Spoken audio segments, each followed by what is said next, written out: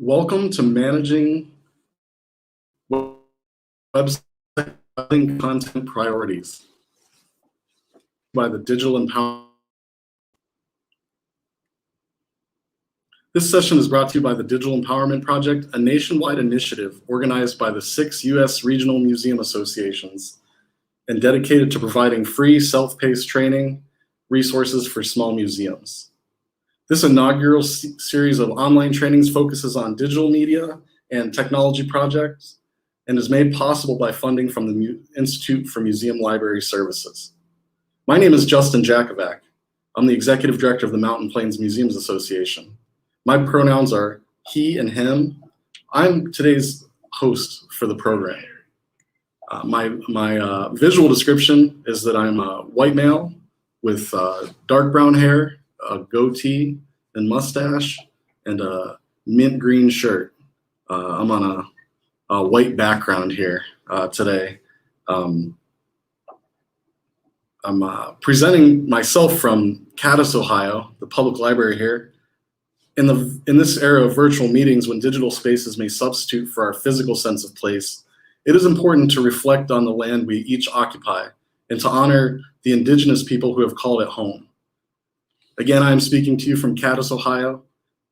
These are the historic homelands of the Osage, the Peoria, and the Shawnee peoples. Wherever we are located, please let us acknowledge all indigenous nations as living communities, their elders, both past and present, as well as future generations. We, the Digital Empowerment Project, recognize that our organizations and those of our members were founded within a colonizing society, which perpetuated the exclusions and erasures of many native peoples throughout the United States and beyond. We ask you to reflect on the place where you reside and work, and to respect the diversity of cultures and experiences that form the richness of our world and our profession. Thank you. Now for a few housekeeping notes before we introduce today's presenters and dig into content. I'd like to acknowledge today's ASL interpreter. She'll be to the left of our screen, and let you know that captioning for today's program is embedded in a box just below the YouTube player on our website with controls to adjust your experience. That can be found at the Watch Live extension of the Info Hub. The best way to continuously refine our craft is to listen to our attendees. So we ask that you share candid feedback with us following today's program. You will be sent to a link to a satisfaction survey. Please share your experience through this survey. It'll only take a few minutes, and it'll greatly improve our future work. During today's program, we will address or sometimes we're unable to answer all the questions as they arise. We'll answer all the questions as we can by the end, but if there are some that we miss, please go to our forum. We'll raise answers, raise questions, post answers, and connect with fellow museum practitioners on the website.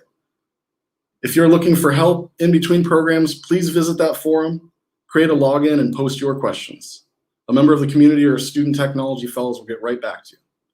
Lastly, please follow us on social media to be aware of our future programs. And we will have links to those things posted in the chat. Now on to our presenter. I am very pleased to introduce Despi Mays, who is the founder and lead strategist of Bluebird, a marketing consultancy focused on serving solopreneurs, startups, and nonprofits. Her marketing career and crisscrossed through nonprofits, consumer brands, agencies, and the startup world. She has led digital marketing and interactive technology projects in collaboration with museums ranging from Terre Haute Children's Museum to the Louvre, plus many corporate clients from local farms to Fortune 500 companies. Despi is a below average guitar player, an above average mixologist, loves beekeeping, prefers listening to music on vinyl, and reading books in a hard copy. She also founded Give and Take Indie in 2019, a completely volunteer-led effort helping neighbors in Indianapolis facing food insecurity by hosting mini food pantries. In 2021, Give and Take Indie is in 4 neighborhoods and has launched a community donation garden. On to Despi. Thanks for being here today, Despi. Hello, thanks for having me. All right, thanks so much for that introduction. I'm going to jump right in. I have, I hope, not too many slides for the time that we have today, so I'm going to power through them. I'm excited to share this presentation in particular. Of all the, I presented the last technical workshop on this topic, and we'll present the next one, but this is my favorite topic, setting content priorities. I think it's the most important part of a website project, and often I think is the one that also causes us the most strife and potentially gets us off track. So hopefully what I prepared today will help you avoid both of those things. So jumping right in, the very first step we're going to talk about in terms of creating content priorities for your web project is picking an MVP. And it's funny, if you're not familiar with this term in the context of web projects, I wrote there, it's not what you think. When you think of MVP, you probably think of this, at least I do. I'm kind of dating myself a little bit. This is the last time that I knew kind of what was happening with basketball.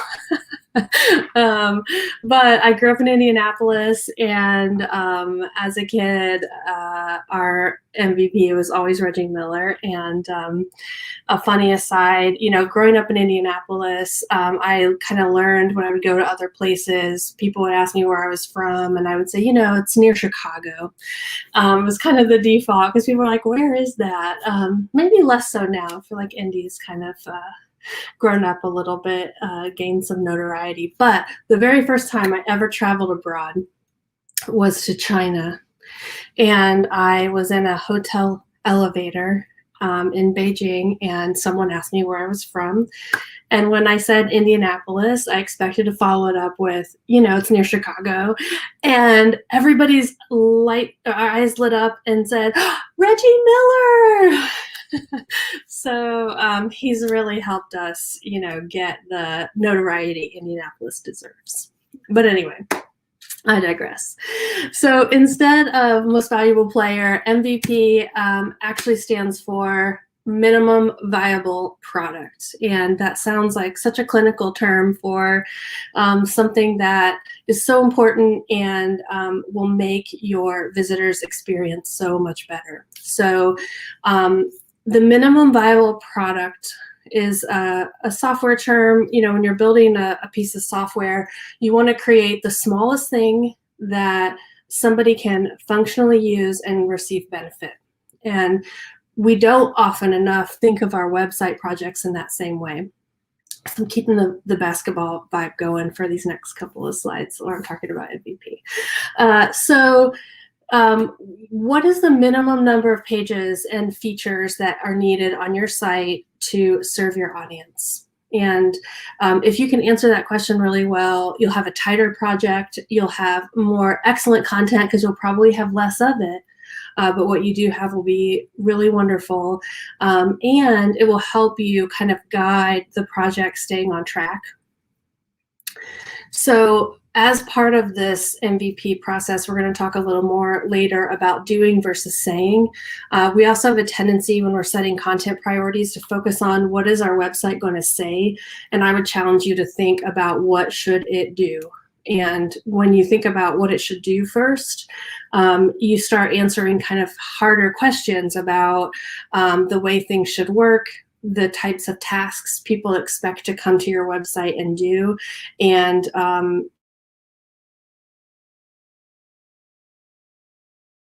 versus say, you know, focusing on the doing will really help you prioritize the right work up front.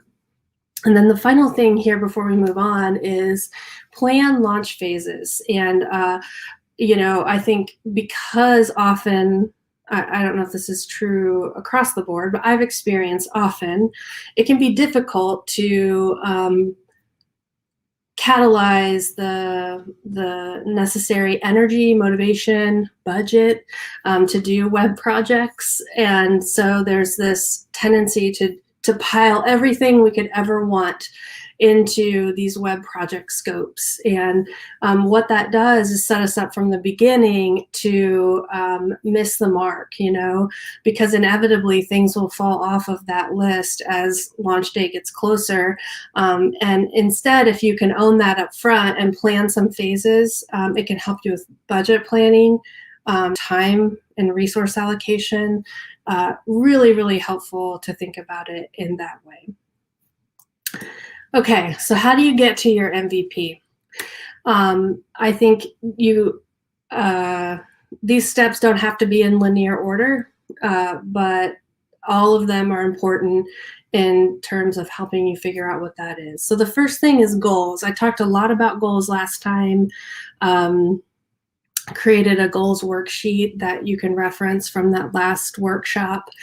Use those as the driving force behind your MVP, and that will help you figure out what your web project needs to accomplish in the doing. What does this website project need to do?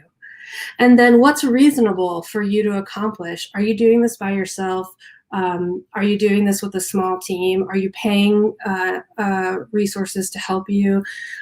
Those things all will come into play in building a reasonable timeline for a reasonable kind of content scope. And then having a build and scale mentality will help you think about, okay, this is what we need right now, and how can I create that and then enrich it later? So some examples are, people want to launch a new blog and feel like they need to have a ton of content, but it's way better to launch that blog with 3 posts and add one every week than to wait until you have 30 posts, The other example here is doing a test, kind of, I need to sell online tickets. So pick an event and just do that. Test that process, see what you learn, and then think about how can I scale this up for all the events this quarter or all the events this year. Do less, test it, and get better. Use analytics to help you with your MVP. I've redesigned and built many websites, and in almost all cases, people just don't have a really good idea of what people are really consuming when they come to your website. And often there's an assumption that it's way more than it really is. And so if you use Google Analytics, or you have another analytics tool, if you're not using it, Google Analytics is free and relatively easy to add. So if you're anticipating a project coming up, add it now. Any data that you have is better than none. And so anything outside of the top 20, sometimes the top 10 pages can feel optional once you look at the number of people who actually are viewing them. And that feels not good, because we love content and we love making things available and having that sort of the transparency that comes with making things available. But there's also, on the other side of that, having too much content puts a lot of responsibility on your visitor to navigate through the content that you've put up there, so just think about minimum usefulness. And then the other thing that kind of is a companion idea with that is delete it and then add it back. So, there's a lot of, sometimes internal politics or internal conflict about what needs to be public facing. And, really a great way to deal with that is to focus on those top 25 pages, say, we're going to make this project tight and it's going to serve this audience and these goals. And if we need to add pages, we'll add them in response to a need from visitors. And that can be a really helpful argument if your board or a group of volunteers or a colleague is wanting to add stuff that you feel like maybe not needed. That's a good strategy for compromising on how to handle that. All right. And then as we're talking about content, a really big part of that is to remember that it is more than words. I'm dating myself again here. So if you know, you know, more than words. So people are visiting your site and they have a job to do. You know, sometimes it's research. Often it's getting ticket or visit information, finding out what exhibits or objects you have on display, but they're coming to your site with a task. And the better that you understand what somebody is coming to do, the better and tighter your content priorities can be. Make it as easy as possible. So that means the fewest number of layers in your navigation. The fewest number of clicks when you're thinking about building a web. If you can, list the tasks that you think a website visitor might be expecting to complete, and then prioritize those. And that will help you a lot with your planning, like if you're building out phases, or even if you're just prioritizing the work to do so that when launch day comes, you have the most important things ready. And then like a more literally, remember that it's more than just the text. You know, there's a lot of time and effort given to the writing and editing and preparation of the text that goes onto our websites, and often the images or videos or other elements become an afterthought for lots of reasons. Sometimes because it's harder, you know, that we don't have as many resources on our teams that can do that kind of work, and so it can make it more challenging, and so it kind of gets put off until the end, you know, because we want to figure it out. But I would really encourage you to own that stuff up front, and I will show you a content template that's available to you on the Museum Learning Hub when this recording becomes available, that you can use to record not only the text that's going to be migrated into your site, but links, video files, image files, other features or forms, you know, just really thinking through the richness that is all of the elements on the page will help you, you know, both plan better and get to the end of the project with less surprise, but also just make it a better experience. Okay, so with those things in mind, I'm going to talk you through how to take that minimum viable product and then create a content plan with simplicity at the foundation of it. So 4 components to this plan. The first is a sitemap, and it's because the sitemap will become, you know, like a map, a true map, guiding you, directing you on the rest of the project. I've created a simple tracking spreadsheet that you can use as a resource here to track all the content that's going to be needed. So you basically create that sitemap, load everything on the sitemap into the tracking spreadsheet, and then you can keep track of what's going on with it, what's missing, what you need to work on, etc. The part that I think everyone thinks about the most is the gather, write, edit part. The biggest and longest part often of web projects. So what could possibly go wrong, right? We'll talk about that.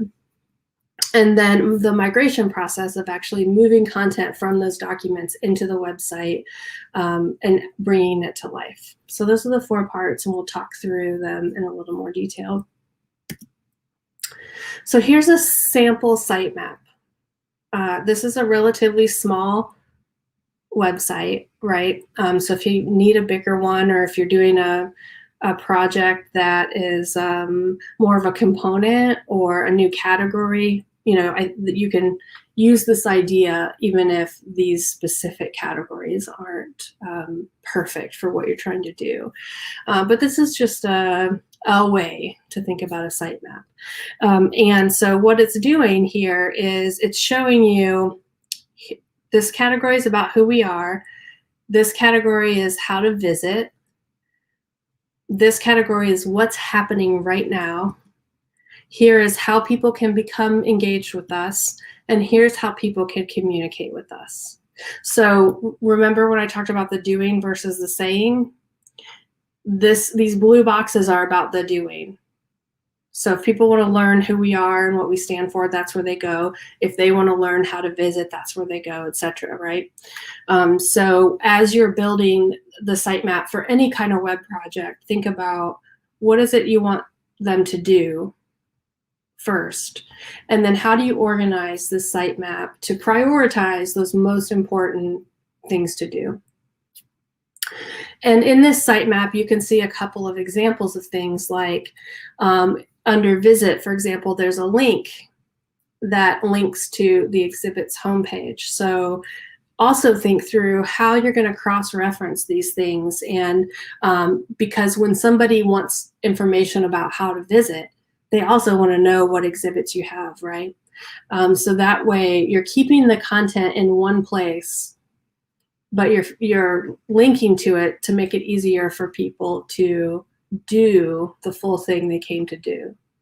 And then another example is this COVID-19 info page, which is an example of how your sitemap should be flexible and fluid enough to, assist you in whatever current thing might be happening. So another, kind of pitfall that content planning, that you can find in content planning is that you just didn't plan for X, Y, or Z thing in the future. And so you want to think about, how can I create a simple page template, for example, that would allow me to create a page like COVID-19 info, So you can't think of everything that might possibly be. But as you start looking at the visual layout of your sitemap, the visual layout will help you look for content gaps. And if you look at this, you might say that there's something critically missing from the mission or operation of your museum, and you're able to see that because you can kind of see everything that's going to be on this website laid out in this one at a glance visual place. So then that helps you add it. So once you create that sitemap, you'll take that tool and then put all of your pages of that sitemap into this tracking spreadsheet, or your own, however you want to track it.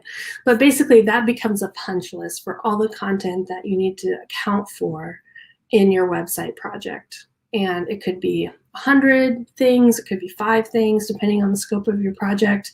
But basically this tracker will allow you to, figure out, okay, here's what this page is, how it fits into the overall sitemap. That's what category and page title are about.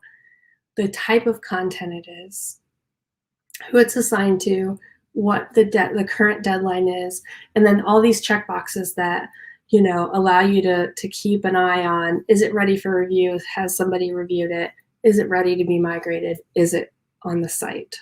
There's also a notes field and some other fields to help you communicate with anyone you're collaborating with about missing images or questions, research that's needed, stuff like that.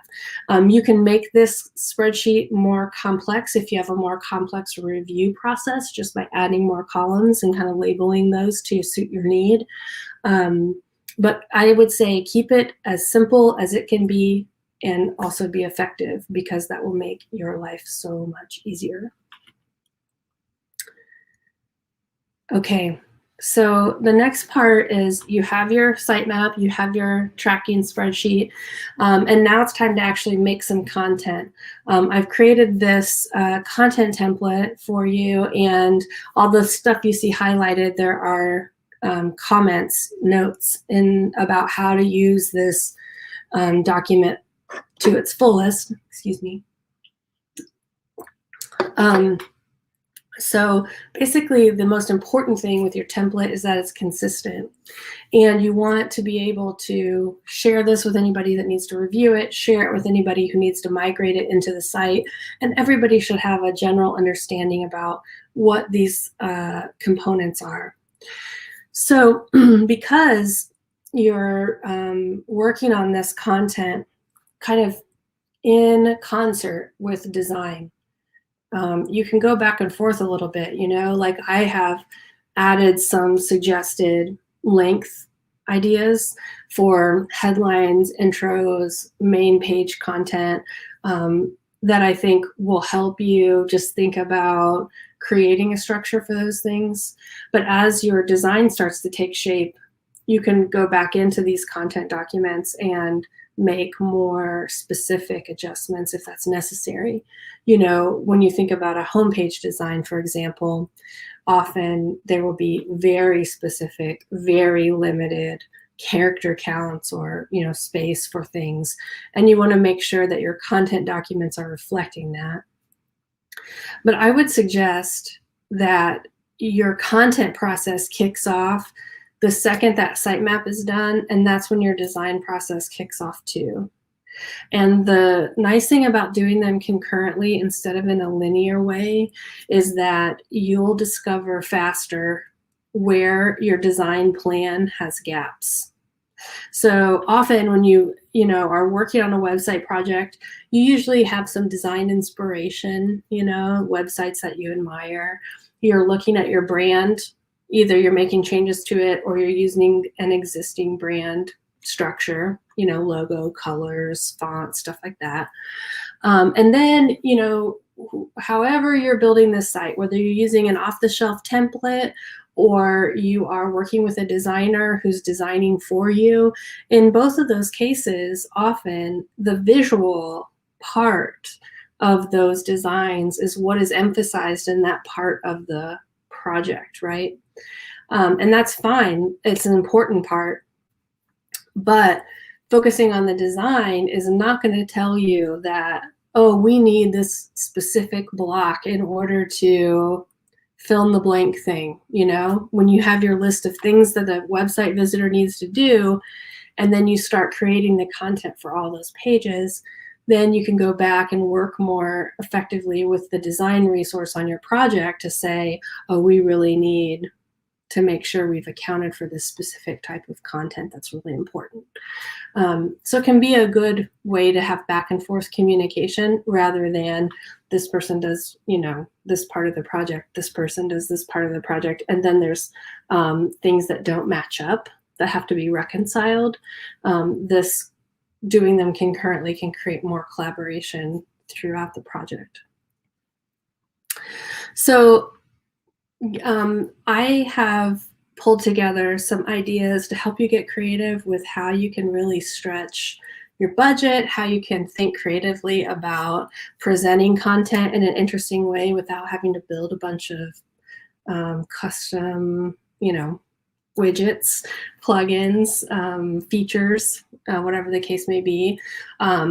So I'm going to show you some of those examples. I want you to think about, if you're familiar with the IKEA hacking culture, where people go to IKEA and they buy IKEA furniture and then they turn it into something else. That's kind of the angle that I'm going at with some of these things, because when you're out in the world on the web, if you start to think this way, if you have this web hack mindset, you'll start to see components and think, ooh, how could I repurpose that? And the nice thing about a lot of content management systems that exist right now is that there are so many plugins and so many features, WordPress or even Squarespace, there's all these pre-built functions. And if you have an eye for, ooh, here's a little feature, can I find a plugin that I can plug into my site to do that, and I can turn it into something else? It's a really great way to present content creatively without custom development. So here are some ideas to help you get to thinking that way. So the first one is portfolios. So there are many WordPress themes out there that have these wonderful portfolio components, and they're usually made for artists like photographers or creative agencies to showcase the creative work that they've done.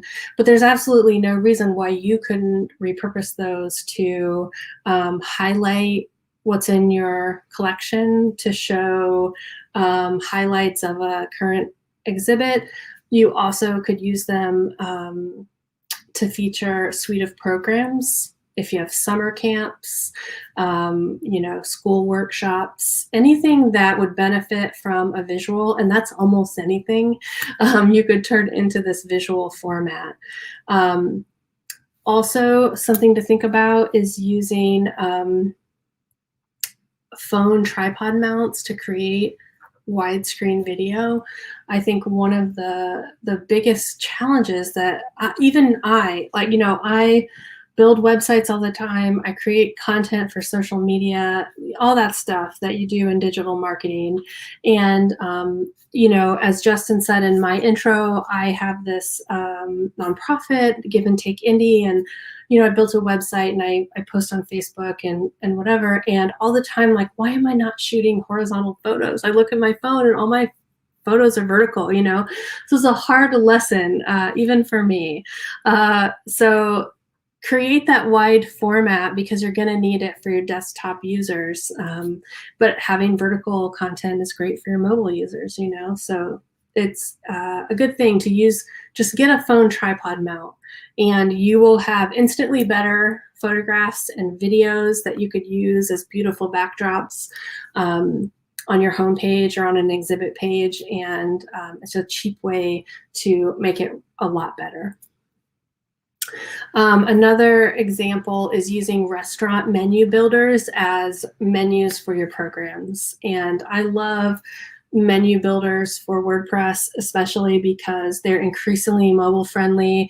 And it's just such a great way to show a lot of content in a visual way, in a layout that people are really used to consuming. And I'll show you an example of that. So here's a portfolio. Oh, I didn't realize it had a square. Sorry about that, this image. But this is an example of a great portfolio layout that would easily translate, I think, to objects in your collection or highlights from an exhibit. And then you can click in and you can see a standardized set of information about each object. This is an example of what I mean with restaurant menus. Think about if you have 10 different summer camps, or you have 8 school workshops, or, whatever the case might be. This gives you a chance to show that information in a kind of overview sense. And here you're seeing how it could look if it was on a desktop or on a phone on the right. And you could even create a click-in where people could click to go to a page that's filled with content about that particular program. So this is just a way to get your juices flowing as you're clicking around the web, and you see components like this. Just think about how you could repurpose them. The blog. I think blogs are a perpetual conversation that people are having about content. How can we utilize a blog better? Often people launch them and then there's like a lot of excitement at the beginning, and then it kind of trickles down, and it's harder and harder to get people to write content for them. So thinking about them as a place to show a single type of content or thematic content can be much more effective. So here are some examples: showing more objects, giving mini tours. I think that there's so many ways that you could utilize blog to create the 10 most visited objects, the most provocative questions people ask. It doesn't always have to be fun or funny. I think meaningful is so much more important, especially now. So how can you create the most meaning for your visitors? I think there was a project that I was trying to make happen in a particular museum I was working with, and it just never came to fruition. But I'm going to give you this idea because I hope somebody will do it. And, I think it could be a great example of this. So, allow visitors to give tours of different galleries, different parts of your museum, talking about their favorite objects, whatever the content case may be. But choose the people who best reflect your visitors. So this particular project I was trying to partner with a local, the Indiana School for the Deaf, to create ASL tours that were led by children for a children's museum. And there are just so many ways to make that kind of content really meaningful. And one of them is through representation, you know. And that project, like the stars were not aligned, unfortunately, for that project to come to fruition. But somebody out there do that project, please. I think it's such a wonderful idea. And so often we don't really create content for children by children. And even if you're not a children's museum, I think there could be a lot of value in doing that. And then this last one is sharing historical documents with commentary. I think this could be a lot of fun, especially if you have a lot of paper documents in your collection, you know, letters, manuscripts, whatever the case might be. You know, I said bonus points if your curators are willing to make short videos that talk about them, but often in historical documents, there are words we don't recognize, maybe places that don't exist anymore, plenty of opportunity for you to call out some of those cool things. And you can make your blog just about doing one of these things. And then it's not, oh, what are we going to write about? It's like you could sit down in January and map out, you know, we're going to write 2 blog posts a month or 1 a week or whatever the case might be, and you could easily determine what those are going to be and how you're going to get people to help you do that. Or if you're doing it yourself, you know, you'll know what to put on your calendar because there's no guessing. It's not what's relevant right now. It's like, here's how we're going to tell the story. Does that make sense?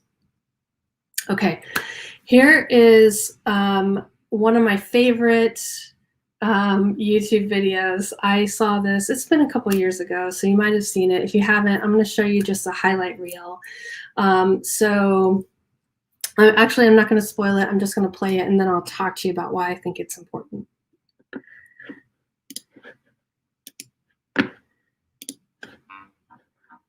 Here are 2 17-year-old boys confronted with an antique from a bygone era, a rotary phone. You have 4 minutes to dial that phone number.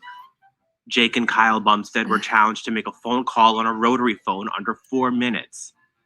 Oh no, zero's all the way over. How do I restart? Wait a minute. Think of it for. You have to pick up the phone and then do it? Put the phone to your ear. What do you hear? What does that sound like? The resulting video has older internet users either laughing or crying at how much times have changed. If this was 0, then. Wait. Does the second Look, one watch out. zero?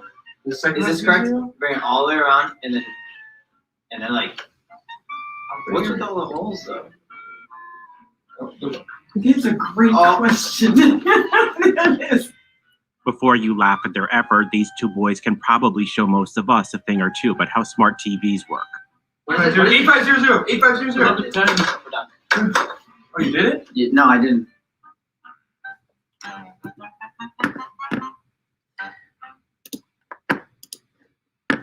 All right, so they never could do it. But what's funny about this video is that for a certain generation of people, it's like completely obvious what this object does, and it's fun and funny. You have 4 minutes to dial that phone number. Hang on, sorry. Or do you go My all the way computer's around deciding that to play this again. Just close it. Okay, hopefully that's better. So the reason I included it is I think that a lot of museums have many objects that, you know, people just don't know what they're for. They don't know what they do.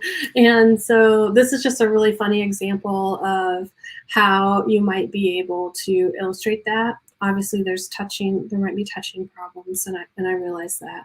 But again, just to get your creative juices flowing, how can you tell a story of an object or place or a situation in a way that is engaging for people who are encountering it online? I think this is a really wonderful way.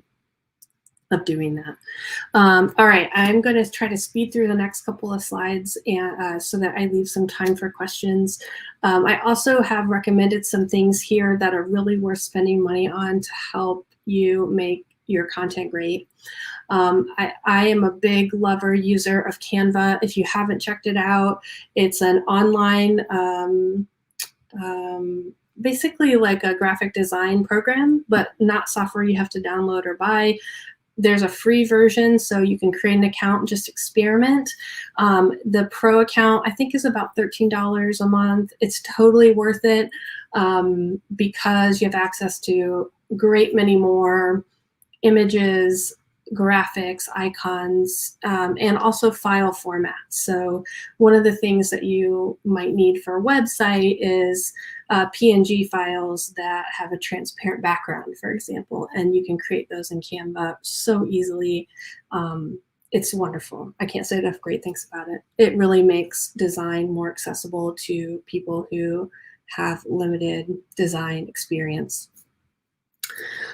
Professional photography is another thing we're spending money on.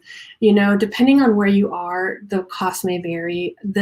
About $300 to $500 is what it will cost in Indianapolis to hire a photographer for an hour or two to create, you know, 150 images. And these images can level up the perceived quality of your web project so tremendously. There's almost nothing you can do that will have the same visual impact as hiring a professional photographer.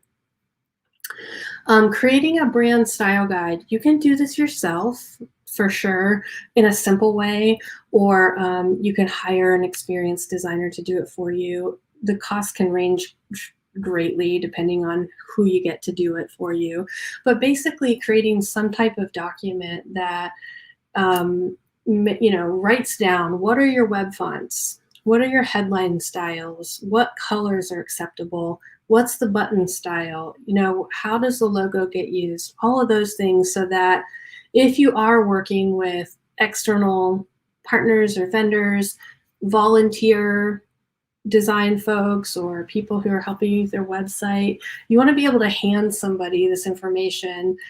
Even internally, if you have an internal team, you want the people who are working on this to have a consistent guide to what your website should look like.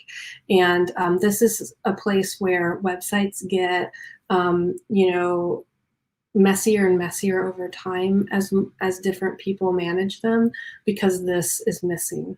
So it can really help. So another thing we're spending money on is a template. And if you're buying a WordPress theme, or, you know, Shopify or Squarespace or any of these, inexpensive templates are often very far superior to the free ones. You know, they have a lot more invested in them because people are trying to sell them to make money. But also they just have better tools. And so you could spend $50 to $100, for example, and get a really, really great WordPress theme that has a lot more features than if you got a free one. And to me, that level of investment for what you get is amazing. And then this last one is a harder one because it can be hard to make the case or to hold the space or the budget for it. But really looking at your priorities for your MVP and the goals of your project, and what are the right tools? You know, do you need a $3,000 something to make this project work? You know, what's it going to be like if you don't invest that money and you build it anyway, and then you get a year down the road and you have to redo it, you know? So try to use that MVP as a way to prioritize what tools you need to invest in, so that you don't end up having to rework later. So try not to hold on too tight to your plan, you know? Definitely use phases as a way to manage that. So when things go wrong, it's usually because we're being inflexible, because we feel like we have to, or we've made a deadline kind of promise. And sometimes the best way to handle it is to just let it go. you know? Yeah, we really wanted this fancy, wonderful, interactive thing, but what we really need is a page that tells people like what our hours and location is. You know what I mean? So that's, I think, the biggest problem in content planning is not being willing to go quickly enough to that plan B, and getting off track.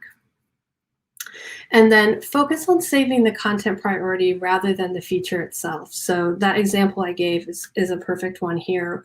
If you were planning to have a really awesome interactive virtual tour thing, but what you really need to do is showcase all of the things people can do at your museum, there's definitely a cheaper, faster way to do that. And then you can put that more in-depth interactive thing in a future phase, and it will help you manage the overall project to its completion.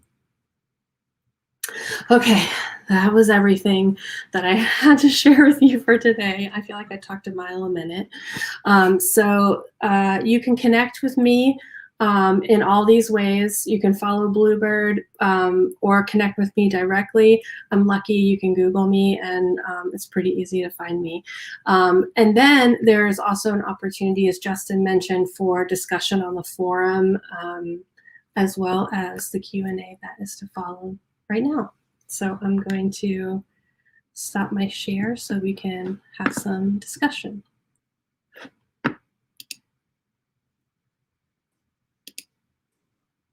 Well, that was great. Thanks, Despi. Yeah, of course. Here I am, unfrozen. Despi, thanks for that presentation. That was fantastic. Thanks. Looking here for some questions.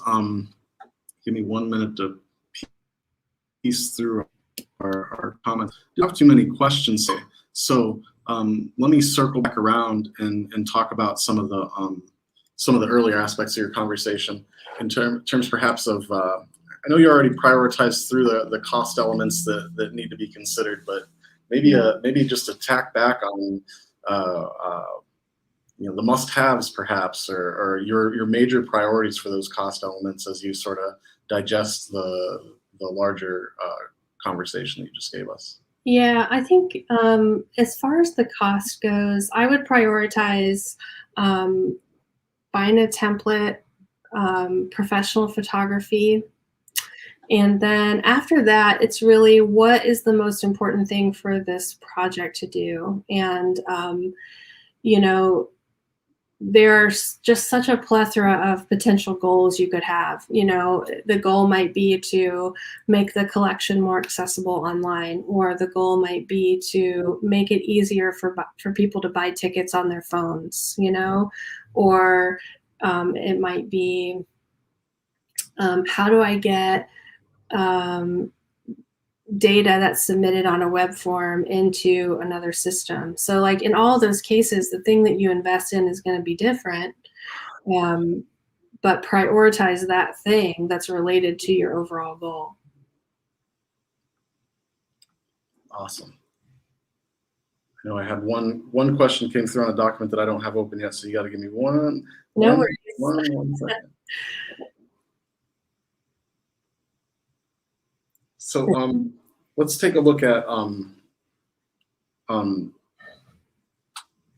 sorry. You had mentioned Canva, and I'm a real big fan of Canva. Is there anything in the market that even compares to something like that for easy to use, graphic design off the shelf? I don't think so. If somebody thinks there is one, I would love to know about it. But I feel like Canva is so fully featured for what it is, but still simple to use. There's a line that you quickly cross when you have lots of options. It becomes then so much more difficult to use if you're not an expert. And I think what Canva has done is made simple design projects accessible and easy for people who don't have Photoshop level skills, So yeah, the only other tool that I use, and unfortunately I think it might just be for Mac, but it's called Easy Crop, and It is wonderful. If you're trying to size a bunch of images for your website or whatever, it costs $12. You pay for it once and you have it forever, and it's wonderful. Awesome. Okay, I got a good one here. If time runs out regarding your project, are there any quick methods to compensate for the lack of time and still turn out an effective website? I think cut things. Seriously, you have to cut something. And not forever, you know. It just has to become a post-launch thing. And so I think that's the point about being flexible, is really that is the place to be flexible, because you know, I think in museums, at least it's been my experience, that you know, a lot of the dates that we have are not flexible dates. You know, there's more of a hard deadline than in many other industries for this kind of thing. So you know, just do a smaller thing really well and then add stuff after the fact. It will just go so much more smoothly. And you know, the worst is when you end up trying to make sure everything on your punch list was accounted for, but it's not really fully there. I think it's much better to just do fewer things. Wise counsel. Thank you. Okay, another question. I'm going to move fast here. How do you plan the website in sync with other working groups who don't work directly with the website? So how do you streamline communication across multiple departments? Yeah, so in the last workshop, I talked about Trello as a potential tool for that. It really, the number one thing I would say is do what is going to work best for the culture that you're in. Sometimes adding a new tool is like, you know, Right. like people do not want to do that. But, you know, sometimes it does work. So whatever your culture is, I would say if it's having a weekly 15-minute stand-up where people are not allowed to sit down, like that's what stand-up means. Yeah. Unless they, you know, need to do that for their body. But, you know, it's like everyone comes together, you have 15 minutes, you give updates, you ask questions, you talk about what your obstacles are, and that's it. You know, that's a great way for a meeting culture. If it's an email culture, similarly, you can send weekly updates about what's happening. That content tracking spreadsheet is an example of something that can be shared across teams and everyone can contribute. You can use Google Docs to manage permissions, so some people can have viewing access and some people can have edit access depending on their role in the project, but it gives everyone like transparent access to what's happening.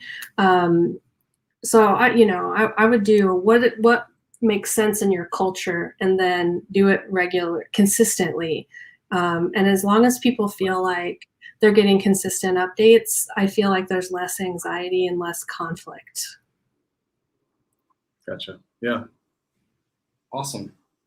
So how do we prioritize content? What should be the main page and what should be bumped to sub pages?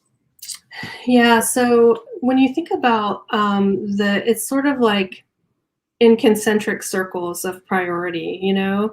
So your homepage is basically a hub, like the hub of the wheel where people, you really don't want them to spend much time there. You want them to come there and immediately know where they should go to get what they need. And then that next level of pages should do the very same thing, but for that content area. So if it's a visit page, it should have like, you know, what are the top 5 questions people have about visiting when they come to your website? That's what should be on that page. So really, you know, thinking about those category landing pages as being those category hubs, and then the pages below them support them with detail, you know. Awesome. That's how I would do it. Okay, so how do we decide what content is most eye-catching for visitors and what will keep them coming back for more on the website? That is a great question. The thing about it is, in general, this is a controversial statement perhaps, but in general, people will not come to your website unless they need to do something or you've pushed them there. with email or social media or something like that. So I think that we spend a lot of time thinking about how to pull people to our website when what we really should do is push them there. Yeah. You know, and that push is, like I said, an email with links or, you know, social media posts that are sending traffic there. It's just not a very realistic expectation that people will come to just check out what's happening on your website. Like, we all wish that were true, but there's just so much competition for time and eyeballs and all that stuff that it just isn't very likely. So instead, I would say, think about what is your strategy to get people to your website and prioritize the content that you need to do that. So if that's going to be some type of blog content, if what you're mainly going to do is push people to exhibit related or object related pages, you know, make those amazing. Because that's the marketing strategy that you're using to get people, you know, to find out what's happening with you.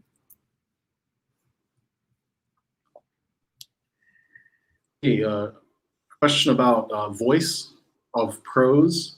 So which voice would you suggest? Third person storytelling blog versus statements of fact, and consistency is in that question, although it's a dangling word.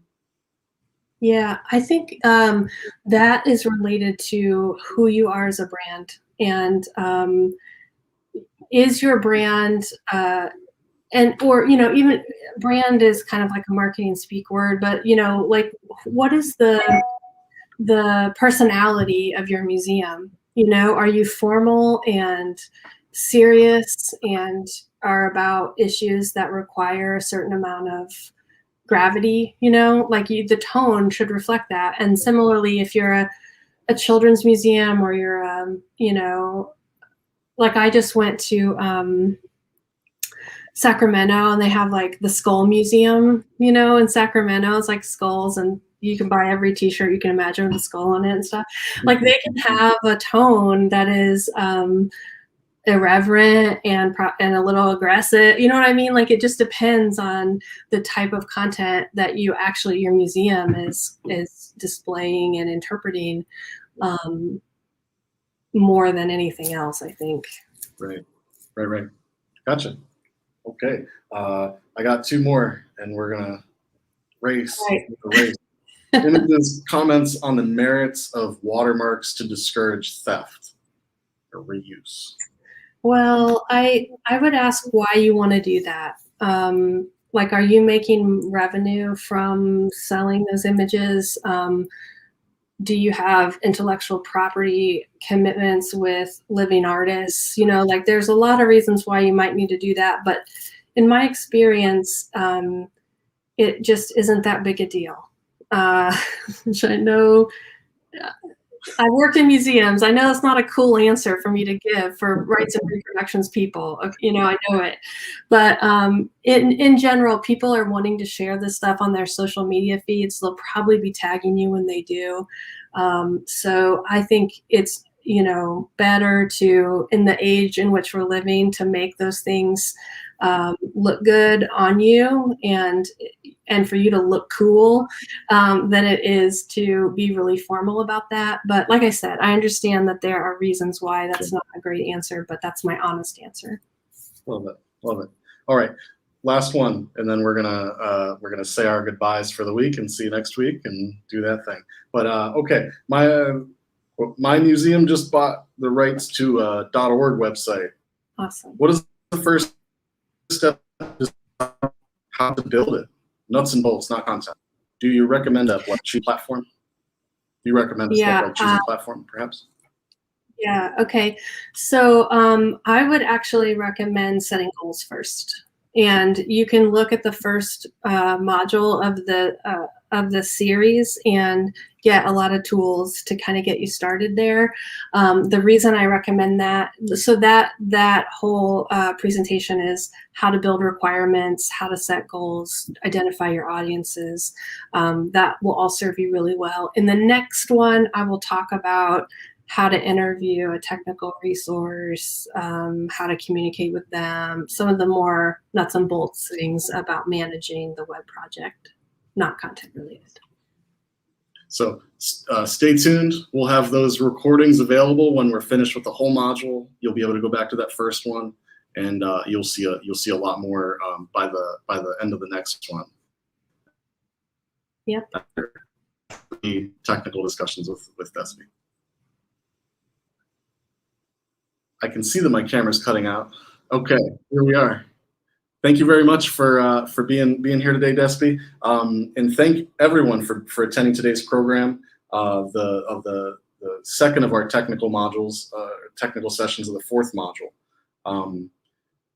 After each one, all those websites will be available, or after the module's all complete. Please do today go ahead and fill out the survey. Visit our website, the Watch Live of the Museum Learning Hub, or the forum of the Museum Learning Hub, rather. Come on back and log in, ask questions, and get a part of those forums. Watch social media to be part of the future programs. Please complete the satisfaction survey. Our next program with Despi, our final of the module, technical instruction, will be next Tuesday at noon Mountain Time, 1 Central, 2 o'clock Eastern. Same time, same place. Museum Learning Hub, Watch Live. And we'll see you next week. Have a great time. Bye.